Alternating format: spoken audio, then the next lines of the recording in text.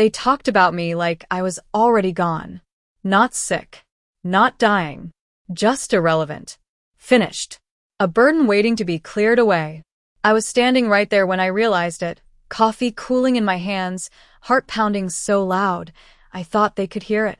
My daughter's voice had dropped to that careful tone people use when they think kindness means distance. My son avoided my eyes entirely, and in that moment, I understood something that still makes my chest ache to remember. They had already moved on without me. My name is Margaret Maggie Lawson. I'm 62 years old, born and raised in Ohio, and until a few years ago, I believed family was the one place you were never replaceable. I was wrong. For most of my life, I was the dependable one. The mother who never missed a school play. The woman who packed lunches, balanced checkbooks, held everyone together after their father passed away. When my husband died suddenly from a heart attack at 58, I didn't fall apart. I couldn't afford to.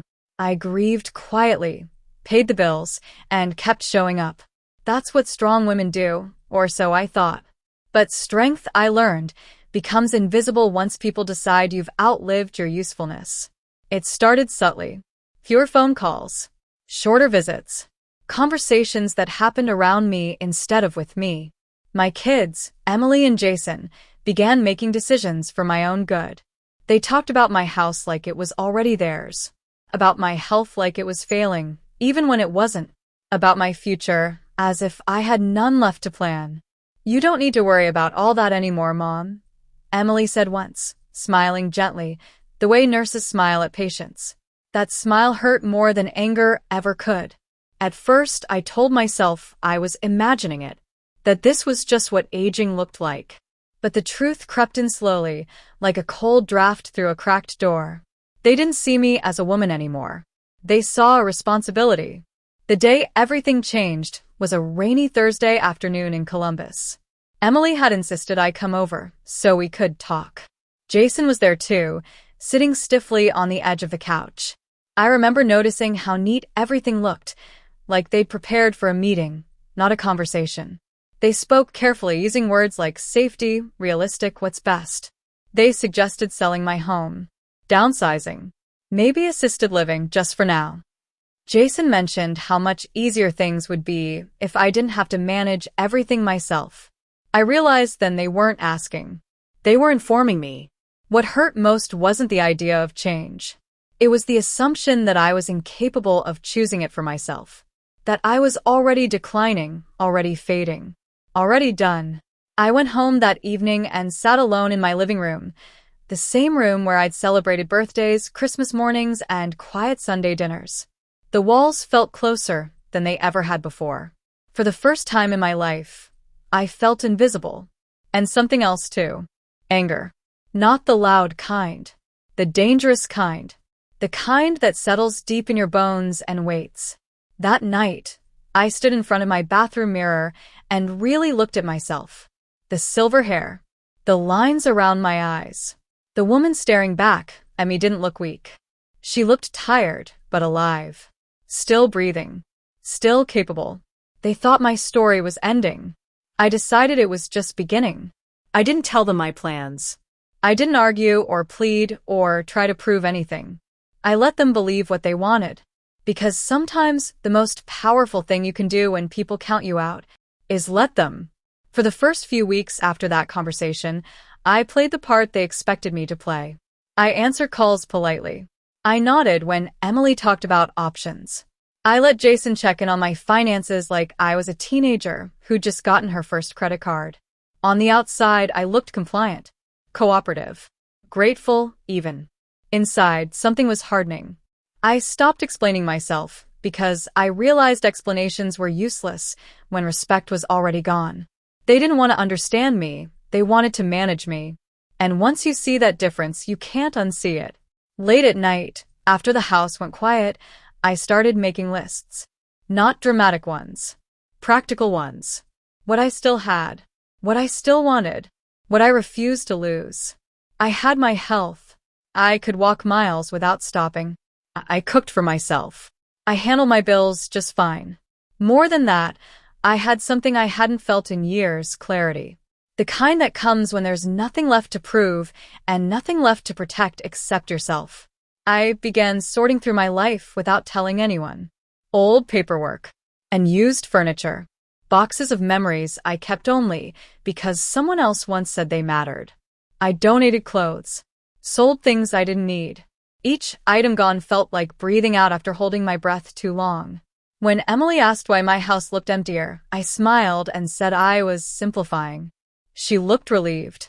That relief hurt, but it also confirmed what I already knew. They were preparing for my disappearance. I just decided to disappear on my own terms. One morning, while walking downtown, I noticed a flyer in the window of a community center.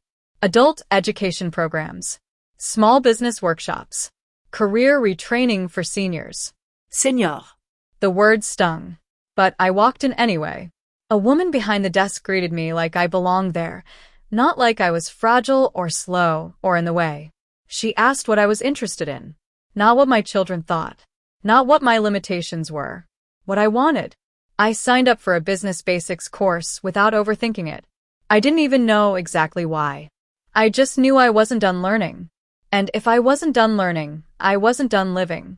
Every Tuesday and Thursday, I went quietly. I didn't post about it. I didn't mention it at family dinners. I let my children continue believing I spent my days watching television and waiting for phone calls. The truth was, my mind felt sharper than it had in years. I started waking up early again. Not because I had to, but because I wanted to. I cooked healthier meals, walked longer routes, met people who didn't know me as mom, or the widow, or the woman who needs help. They knew me as Maggie. One evening, Jason casually mentioned that he and Emily were looking at assisted living places, just to be prepared. I didn't argue. I didn't cry. I went home and booked a one-way trip instead. Not far, but far enough. Austin, Texas. A city I'd once visited with my husband before life became about responsibility and routine. A place that felt warm and alive and unfinished. I didn't tell my kids. I didn't leave a dramatic note or a long explanation. I left my house clean, the bills paid, the fridge stocked. On the kitchen counter, I placed a short message. I'm not gone. I'm living. I'll reach out when I'm ready. That was it. When I locked the door behind me, my hands shook, not from fear, but from freedom. For the first time since my husband died, I felt like my future belonged to me again.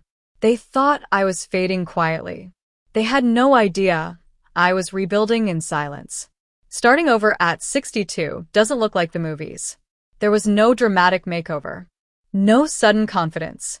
Just a small furnished apartment in Austin, unfamiliar streets, and the unsettling quiet of a life no one else was monitoring. For the first few nights, I barely slept. Not because I regretted leaving, but because my mind was finally loud enough to be heard. I had spent so many years being needed that being alone felt unnatural.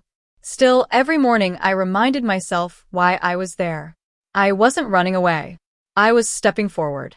I found a part-time job at a locally owned bookstore near South Congress. The owner didn't ask my age. She asked if I could manage inventory and talk to customers. I could, and I did. Slowly, my confidence returned in ways I hadn't expected. Customers asked for my recommendations.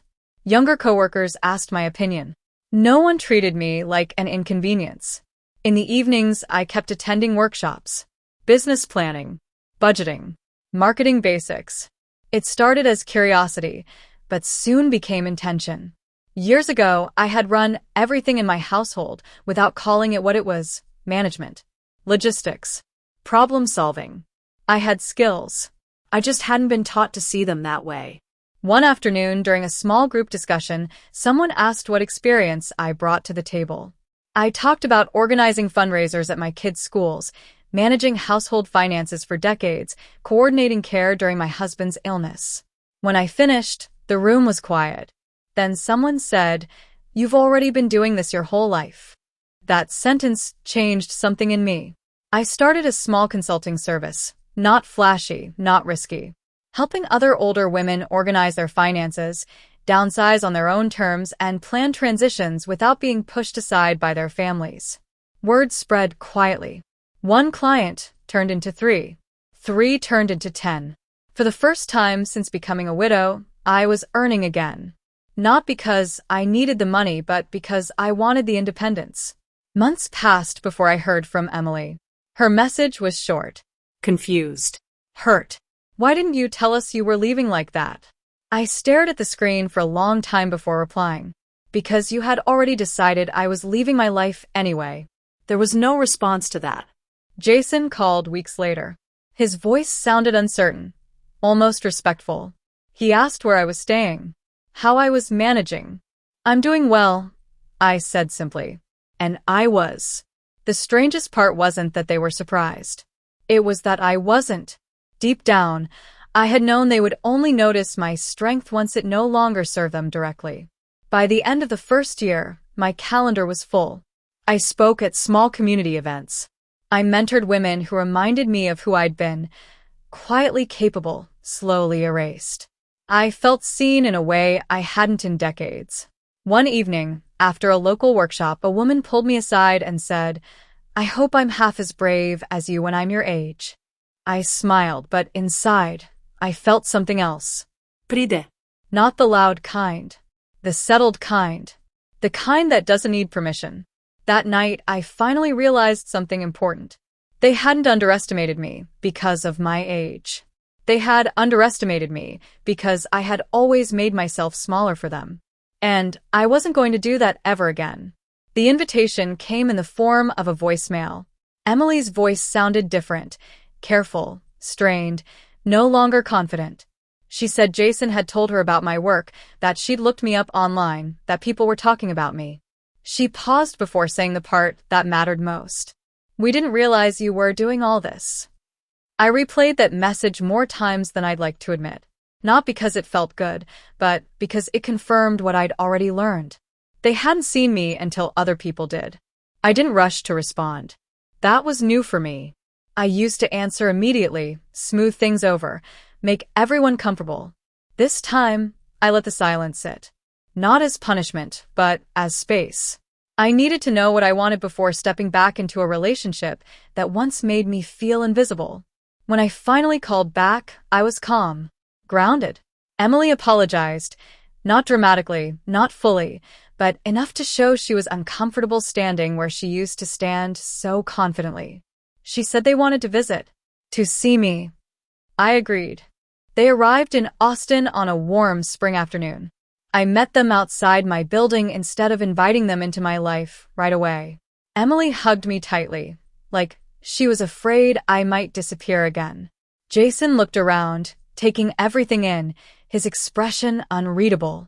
"You seem different," he said. "I am," I replied. And I meant it. Over dinner, they asked questions.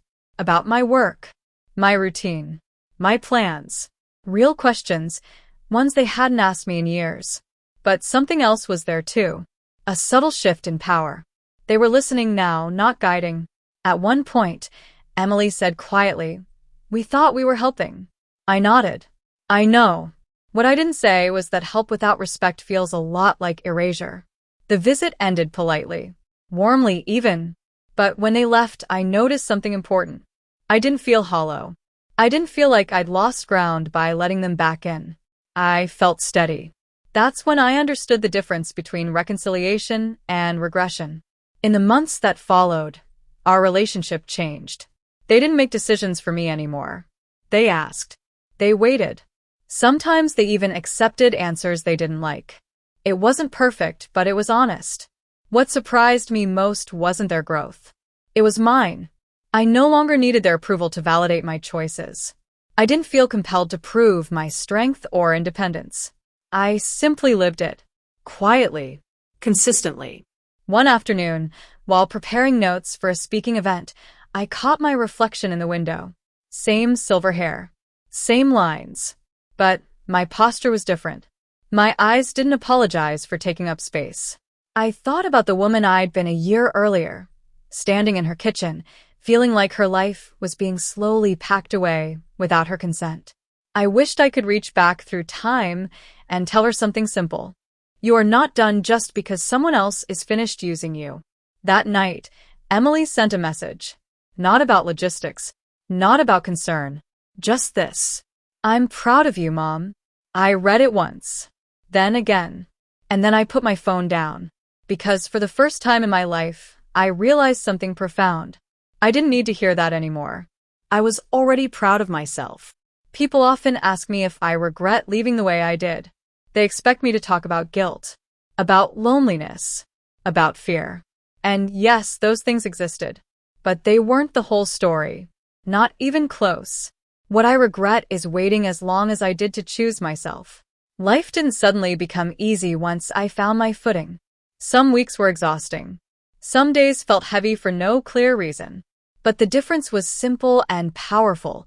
I was tired from living, not from being slowly erased. My work grew steadily. I never chased recognition, but it found me anyway. A local newspaper ran a small feature on women reinventing themselves after 60, and my story was one of them. Messages started coming in from across the country, women who felt dismissed, minimized, quietly pushed aside. They weren't looking for permission. They were looking for proof. I told them the truth. Reinvention doesn't arrive with fireworks. It arrives with discomfort, with fear, with 100 small decisions made in silence while everyone else assumes you're standing still. I stopped explaining myself to people who had already decided who I was supposed to be. Instead, I focused on building a life that felt honest, one that didn't shrink to fit someone else's expectations. My children, and I found a rhythm that worked. We talked regularly. We visited. But the relationship had boundaries now. Healthy ones. They knew I didn't need rescuing. And I knew I didn't need to disappear to be loved. Sometimes I sit on my balcony in the evenings and think about that day in Columbus, the day they spoke about me like I was already gone. I think about how close I came to believing them. But here's the truth they never saw coming.